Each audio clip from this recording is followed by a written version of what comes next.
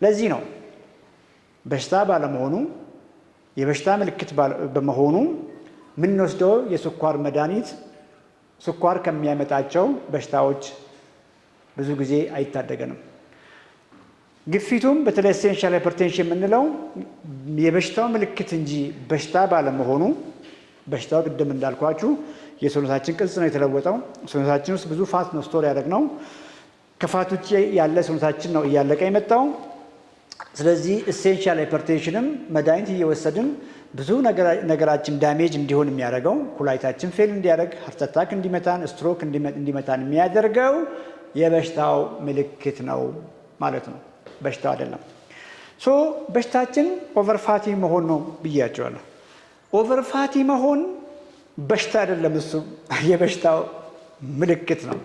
ኦቨርፋቲ መሆን ሰውነታችን ውስጥ ከፍተኛ ፋት ባለማወቅ እንዲጠራቀም ማድረግና ከሁሉም በሽታ ጀርባ ፋት ነው ያለው፣ ሰውነታችን ውስጥ ብዙ ፋት መኖሩ ነው።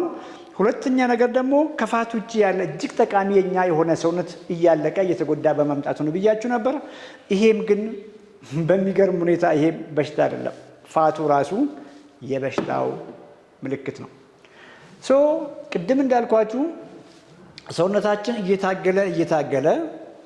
እየታገለ ከቆዳ ስር ሴፍ የሆነ የፋት ማስቀመጫ ዲፖን ሞላ። ከዚያ ከፍ እያለ ቪዝራ ውስጥ አስቀመጠ፣ እሱም ሞላ። ኦርጋናችን ውስጥ አስቀመጠ፣ እሱም ሞላ። ሁሉም በሚባል ደረጃ ሴሎች ሙሉ በሙሉ በኢነርጂ በመታፈናቸው በራቸውን ቆለፉ። እነ ስኳር ከፍ አሉ፣ እነ ግፊት መጡ፣ ኮሌስትሮል አብኖርማል መሆን ጀመረ፣ ሌላም ነገር መጣ።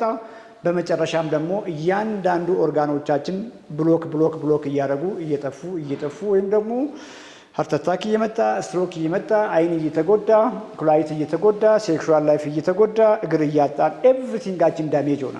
ስለዚህ ኢንድ ኦርጋን ያልኳችሁም የበሽታ ምልክት ነው። እነ ስኳር፣ ግፊት፣ ዲስሊፒዲሚያ ያልኳችሁም የበሽታው ምልክት ነው። ኢቭን ሰውነታችን ውስጥ የተጠራቀመው ፋትና ከፋት ውጭ ያለ ሰውነታችን እያጣን መምጣታችንም የበሽታው ምልክት እንጂ በሽታው አይደለም።